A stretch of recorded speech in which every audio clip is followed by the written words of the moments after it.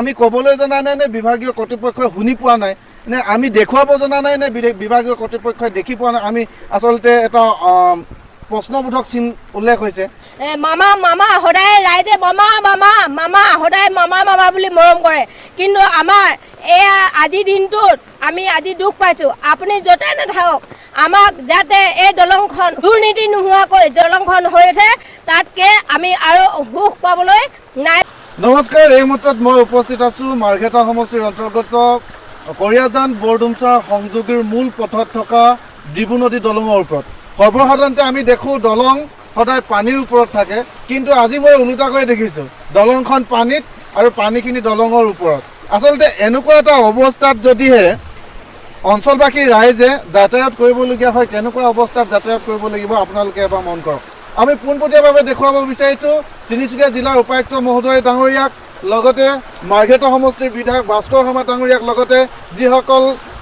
বৰ্তমান ৰুলিং চৰকাৰৰ বিষয়ববীয়া সকলোকে আমি দেখুৱাব বিচাৰিছোঁ এটা মূল পথ যিটো পথৰ ওপৰেদি ছাত্ৰ ছাত্ৰীসকলে বিদ্যালয়লৈ অহা যোৱা কৰে যি মূল পথৰ ওপৰেদি ব্যৱসায় বাণিজ্য কৰে যি মূল পথৰ ওপৰেদিয়ে মানুহে বেমাৰীক বা হস্পিটেললৈ যাবলগীয়া হ'লেও এই পথেদি ওপৰেদি যায় কিন্তু এনেকুৱা এটা অৱস্থাত আমি শুকান ছিজনতে আমি বাৰম্বাৰ অৱগত কৰিছিলে বুলি ইতিমধ্যে আমি জানিব পাৰিছোঁ কিন্তু বৰ্তমান অৱস্থাৰ যিটো এই অৱস্থাটোৱে কিন্তু ৰাইজৰ মাজত এক হতাশ ভোগাইছে ইতিমধ্যে এই ওপৰেদি যিকোনো গাড়ী বা বাইকেই হওক পাৰ কৰিব নোৱাৰা অৱস্থা ভয়ে ভয়ে আচলতে এটা সংকটমূলকভাৱে যাত্ৰা কৰি আছে যি কি নহওক মই তাৰ ওপৰেদি আপোনালোকক যাব বিচাৰোঁ কিমান দ আছে আপোনালোকে নিজে প্ৰত্যক্ষ কৰক ইতিমধ্যে স্থানীয় ৰাইজ এই দলংখনৰ কাষত ৰৈছেহি সকলোৱে চাইছে এটা নেদেখাজনক এটা মানে পৰিৱেশ বুলি ক'ব লাগিব যিটো পৰিৱেশত আপোনালোকে দেখিছে দলংখন পানীৰ তলত দলঙৰ ওপৰত পানী যি কি নহওক ৰাইজ আছে ৰাইজৰ ওচৰলৈ মই যাব বিচাৰিম দলংখনৰ সবিশেষ অলপ জনাব হয় আপোনালোকে যিখন দলং এতিয়া প্ৰত্যক্ষ কৰিছে এই দলংখন আচলতে আমাৰ স্থানীয় ৰাইজৰ বহু শ্ৰম আৰু অৰ্থ কালেকশ্যন কৰি এই দলংখন বনোৱা হ'ল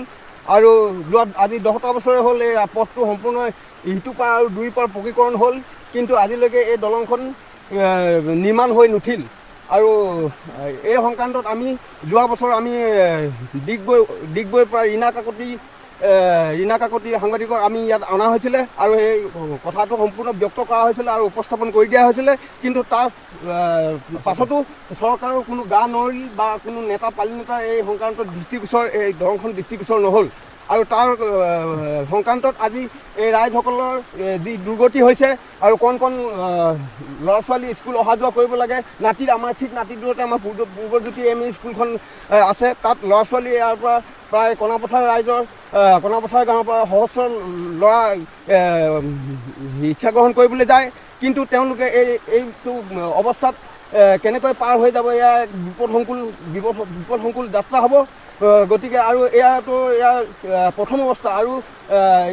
আৰু যদি পানী বাঢ়ি যায় আৰু ভৱিষ্যতে আগে পিছে ইয়াতকৈ বেছি পানী বাঢ়িছে আৰু এতিয়াও বঢ়াৰ পূৰ্ণ সম্ভাৱনা আছে গতিকে তেনেস্থলত আমাৰ কি অৱস্থা হ'ব ৰাইজৰ আমাৰ যিহেতু আমাৰ কলিয়াজান গাঁওখন সম্পূৰ্ণ চাহ বাগানৰ ওপৰত ভিত্তি কৰি চাহ খেতিৰ ওপৰত ভিত্তি কৰি আমাৰ সম্পূৰ্ণ পাত এই পথেদি আমি ফেক্টৰীলৈ প্ৰেৰণ কৰোঁ আৰু এই যিসকল পাত ছিঙা মানুহ যিসকল তাৰ শ্ৰমিকসকল এই পথেদি অহা যোৱা কৰি আমাৰ বিভিন্ন ৰাইজৰ পাত তুলি তেওঁলোকে জীৱন নিৰ্বাহ কৰি আছে গতিকে তেওঁলোকৰ পথো এই যদি দলংখন যদি নিৰ্মাণ কৰি নিদিয়ে তেতিয়াহ'লে এই সমস্যা সদায় সমস্যা হৈ ৰ'ব আমি চৰকাৰক কি আহ্বান জনাব আমি চৰকাৰক আমি এইটোৱে আহ্বান জনাম যে আমি কোনো দলংখন নহয় আমি কোৱা নাই আমি ৰাইজৰ আমাৰ যিটো প্ৰকৃতাৰ্থত আমি আচলতে আমাৰ যিটো আমাৰ দুৰ্গতি হৈছে সেই কথাটোহে আমি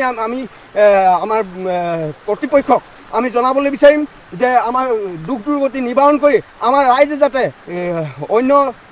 জেগাত যেনেকৈ দলং পথ নিৰ্মাণ হৈছে তেনেকৈ ইয়াক নিৰ্মাণ কৰি আকৌ আমাক স্বাভাৱিক জীৱন যাত্ৰা পৰিৱেশ যাতে গঢ়ি দিব পাৰে তাকে মই অনুৰোধ কৰিম নিশ্চয় আপোনালোকে এটা কথা অৱগত হ'ল মাজতে এখেতে উল্লেখ কৰিছিলে যে ৰাইজৰ টকাৰেহে আচলতে এই দলংখন নিৰ্মাণ কৰা হৈছিল চৰকাৰেও টকা খৰচ কৰা নাই কিন্তু প্ৰথমবাৰৰ বাবে এটাই আহ্বান ৰাইজৰ মূল পথ চলোৱা হিচাপে এই পকী দলংখন যদি বনাই দিয়ে সকলোৰে ক্ষেত্ৰত সুবিধা হ'ব। আনকি যদিহে তেখেতলোকে ৰাজনীতিৰ বাবে নিৰ্বাচনী প্ৰচাৰ চলাবলৈও যদি আহে, কিন্তু যদিহে এই দলংখন ভাঙি থাকে, কিন্তু তেখেতলোকে ৰাজনীতিৰ কাৰণে বা নিৰ্বাচনৰ প্ৰচাৰৰ কাৰণে কিন্তু এই পথছোৱাৰ ওপৰেদি তেখেতলোকে যাব নোৱাৰিব। এনেকুৱা এটা ভয় সংকটমূলক যাত্ৰা আচলতে এই ৰাইজে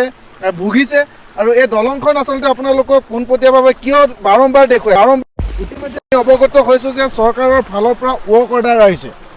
চৰকাৰৰ ফালৰ পৰা ৱৰ্ক অৰ্ডাৰ আহিছে বুলি আমি জানিব পাৰিছিলোঁ, কিন্তু ৱৰ্ক অৰ্ডাৰ আহিছে যদিও এটা কম পৰিমাণৰ মূলধনত ৱৰ্ক অৰ্ডাৰ অহাৰ কাৰণে ঠিকাদাৰে এই দলংখন নিৰ্মাণৰ কাৰণে আগবাঢ়ি যোৱা নাই বুলি আমি জানিব পাৰিছোঁ। কিন্তু কথাটো হ'ল, যিহেতু চৰকাৰখন আছে যেতিয়া, আমি পুনৰ অনুৰোধ জনাইছোঁ, আমাৰ সংবাদ মাধ্যমৰ তৰফৰ পৰা অনুৰোধ জনাইছোঁ, যিহেতু মই এই অঞ্চলৰে নিবাসী, যাতে এই দলংখন নিৰ্মাণৰ ক্ষেত্ৰত যেনেকুৱা যিধৰণৰ ব্যৱস্থা ল'ব লাগে মাননীয় বিধায়ক মহোদয় ব্যৱস্থা লওক। আৰু আমাৰ যিসকল স্থানীয় সমাজ হিতৈষী ব্যক্তি আছে, চৰকাৰৰ জনপ্ৰতিনিধি আছে, তেখেতলোকে আচলতে এই ব্যৱস্থাটো গ্ৰহণ কৰি যিকোনো প্ৰকাৰে দলংখন নিৰ্মাণ কৰি দিয়ক। বাৰম্বাৰ সংবাদ আমি প্ৰদান কৰিও আমিও আচলতে ভাগৰি পৰিছোঁ। আচলতে আমি ক'বলৈ জনা নাই নে বিভাগীয় কৰ্তৃপক্ষই শুনি পোৱা নাই, নে আমি দেখুৱাব জনা নাই নে বিভাগীয় কৰ্তৃপক্ষই দেখি পোৱা নাই। আমি আচলতে এটা প্ৰশ্নবোধক চিন উল্লেখ হৈছে। কাকো সেৱা প্ৰতিপন্ন কৰিব বিচৰা নাই, বিধায়ক মহোদয়ক আমি বদনাম কৰিব বিচৰা নাই, বিধায়ক মহোদয়ৰ জনপ্ৰতিনিধিসকলক নেতাপালি নেতাসকলক আমি বদনাম কৰিব বিচৰা নাই। আচলতে আপোনালোকক দেখুৱাব বিচাৰিছোঁ কেনেকুৱা এটা অৱস্থাত আচলতে সন্মুখীন হৈ আছে কয়াজানবাসী ৰাইজে। আচলতে বৰডুমচা কয়াজান গাঁৱৰ এই সংযোগী যিখন দলং, এই দলংখনৰ আচলতে যিটো সমস্যা, এইটো বহুদিনীয়া সমস্যা এটা। আমি যোৱা বছৰ আচলতে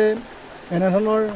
সংবাদদাতাৰ যোগেদি এই দলংখনৰ দুৰৱস্থাৰ কথাটো চৰকাৰক আমি দৃষ্টিগোচৰ কৰা হৈছিলে, কিন্তু আজি এইদৰে সংবাদ মাধ্যমৰ যোগেদি এনেধৰণে ৰাইজে ক্ষোভ উজাৰি এই দলংখনৰ দুৰৱস্থাৰ কথা ক'ব লগা হোৱাটো সঁচাকৈ দুৰ্ভাগ্যজনক বুলি আমি ভাবোঁ। যিহেতু এটি অঞ্চলৰ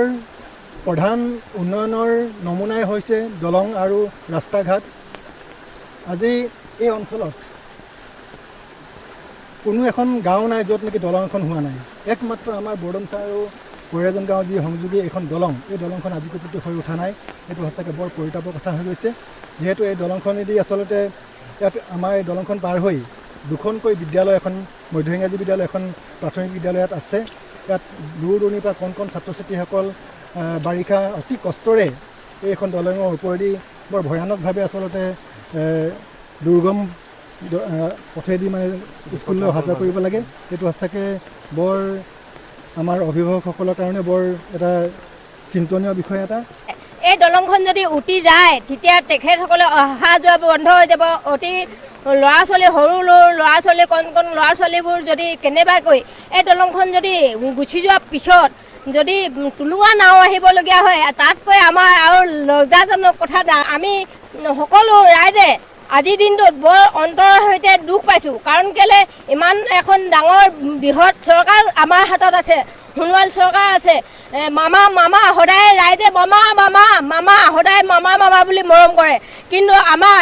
এয়া আজিৰ দিনটোত আমি আজি দুখ পাইছোঁ। আপুনি য'তে নাথাকক, আমাক যাতে এই দলংখন সুস্থভাৱে দুৰ্নীতি নোহোৱাকৈ যদি